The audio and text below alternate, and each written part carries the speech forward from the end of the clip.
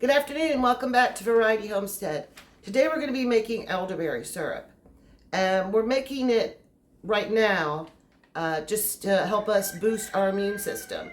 And then I also want to keep it on hand in case one of us gets sick. It's that time of the year, there's flus going around, colds. Of course, there's still the dreaded COVID. So anyway, this is what we're going to do today. And I want to give you some information. I'm reading from some notes because I want to try to cover as much as I could. Elderberries, we grow them here on our property. And I'm actually using our own elderberries that we grew, that I dehydrated. And you cannot eat these raw. They have to be cooked. Elderberries have natural antibiotics in them. Or antioxidants, not antibiotics, sorry.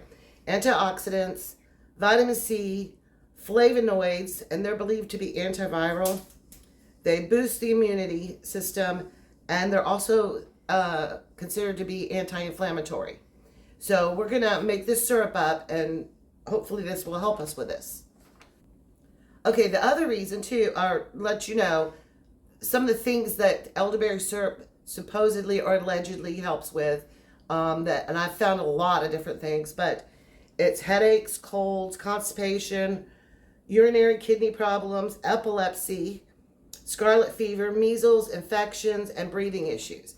Now, I looked this up online, and some doctors say that it doesn't really solve these problems, but they've been using them for years for issues like this. So you really do want to consult your doctor if you have like a serious illness like epilepsy. I wouldn't, and I'm not a doctor, so. But anyway, our main use for this is to boost our immune system, and it does jack your vitamin C up, which is really good. And also, if we get sick, it helps you it either lessens the severity of a cold or like a respiratory infection, or or it helps you not get those. So that's our purpose for doing the elderberry syrup. Now let me give you the dosage. If for a child, this is just as an immunity booster, it's 1 teaspoon for kids a day. For adults, it's 1 tablespoon for adults a day. And no for children under the age of 1 because it does contain raw honey and they should not eat raw honey. If you're sick, you want to take the same dosage every day, about every 2 or 3 hours. So we're going to get into making this, and let's see how it goes. All right, here's a list of the ingredients, and this is just for one batch. But I'm quadrupling the batch, so I times all this by 4 to make for ourselves. So I'm going to give you just the one batch measurements and ratio. So, okay, so here are the ingredients. For just one batch, it's 1 cup of elderberries fresh, or 1/3 cup dried, which I have dried. 1 to 2 cinnamon sticks, 5 whole cloves, 2 tablespoons of grated ginger, 2 cups of water, and 1 cup of honey. That's just for one batch, but I'm quadrupling it. I'm making some for us and for our neighbors. So I'm timesing all those ingredients by 4. So that means I have 1 1/3 cup of elderberries, 6 cinnamon sticks, 20 cloves, whole cloves, 8 tablespoons of fresh ginger, 8 cups of water, and 4 cups of raw honey. So the first thing I'm going to do is I put the 8 cups of water in here. I'm going to add the berries, and I'm going to add the cinnamon,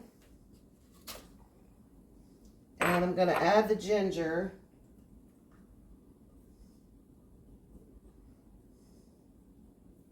and I'm going to add the cloves. Let me get a spoon to stir this up with. Actually, I don't want to use a wooden spoon. Well, maybe I should use a wooden spoon. It's probably going to stain my spoon, but that's all right. So what I'm going to do is I'm going to bring this up to a boil. And then I'm going to turn it down to a simmer. And I'm going to let it simmer for, 30 minutes. And you don't want to add the honey yet, because if you add the honey, the heat from the boiling water and the heat in even the simmering water will kill all the properties, beneficial properties that are in the honey. So we want to add that last. So we'll show you back when we're ready to do something else with it. Okay, it's boiling. So now I'm going to cut it down to a simmer. I'm going to turn it down on low and get it to a simmer. And then we're going to let it simmer for 30 minutes. Okay, and so now that's simmering. And we're just going to let it simmer for 30 minutes. Okay, so our elderberry syrup has simmered for 30 minutes. And what I'm going to do is I'm just going to scoop it up and put it into the strainer.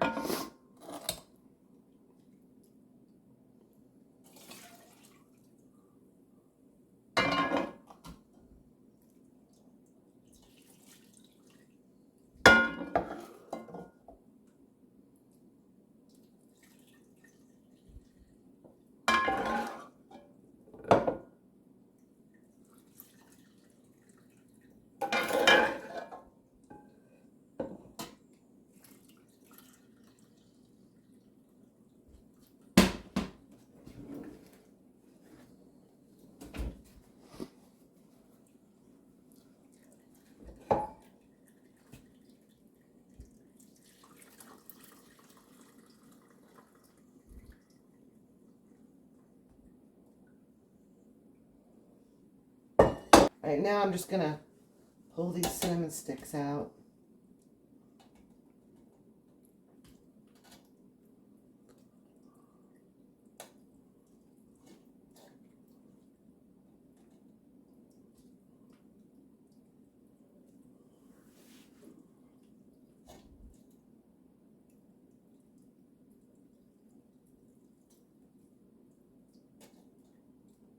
Okay, I got most of them. Then I'm going to just mash these down just to release all the rest of the juice out of the berries. Okay, and I'm just moving these around and putting some pressure here just to get all the goodness out of those berries.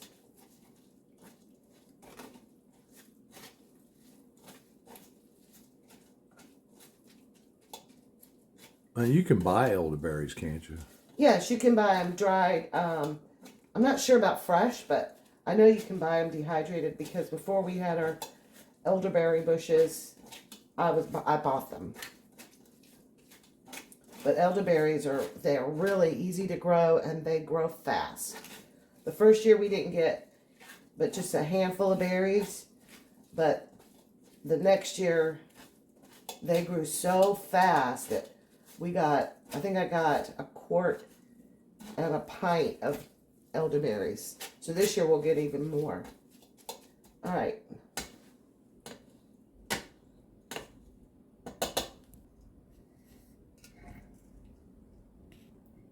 And what I'm going to do is let this cool down a little bit more, and then I'm going to add the honey.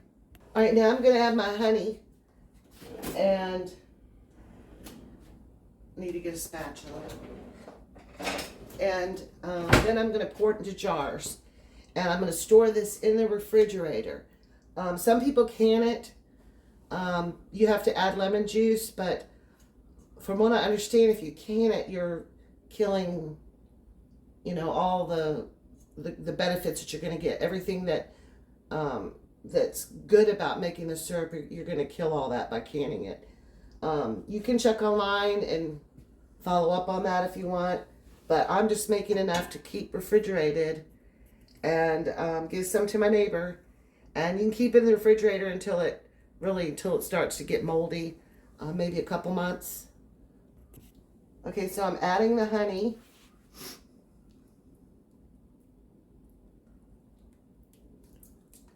It's cooled down enough for me to add it.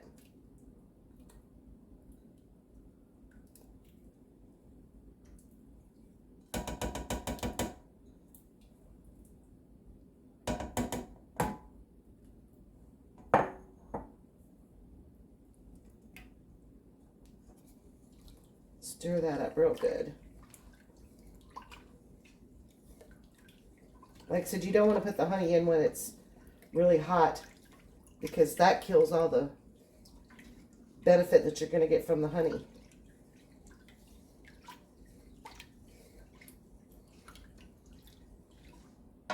And you want to use raw honey because it has not been pasteurized, it's just been filtered.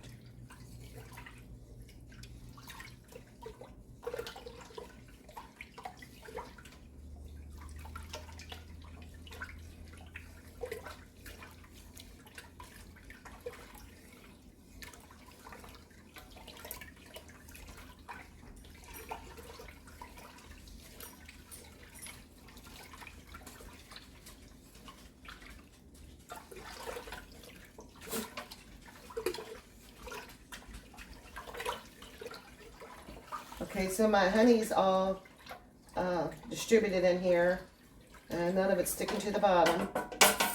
So I'm gonna go ahead and put this in jars.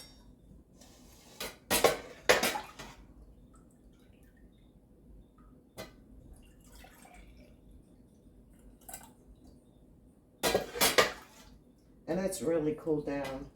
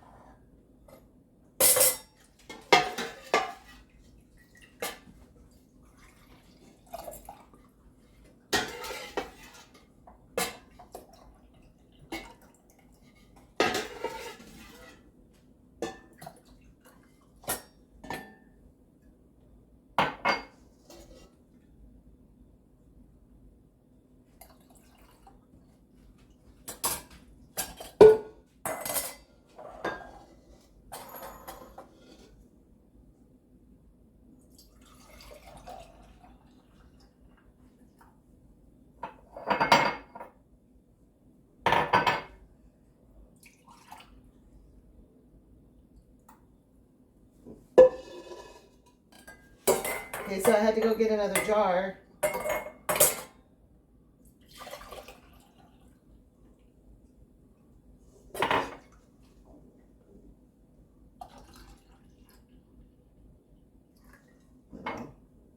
Just top it off with this.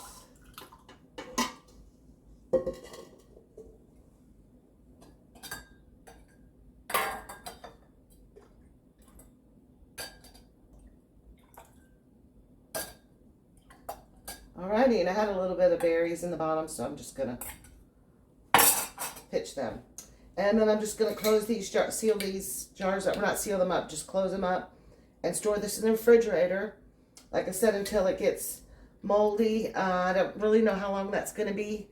Some people say you can keep it a couple of weeks, some say a couple of months, but I'm gonna give half of it away and we're gonna keep half of it, and if it starts to go moldy, I'll just pitch it. So like I said, make sure you try this out. It does work. People have been using this for years and years, and I've seen many articles, even on mainstream media, believe it or not, about the benefits of elderberry syrup. So I really do hope you try this out, and like, subscribe, and share.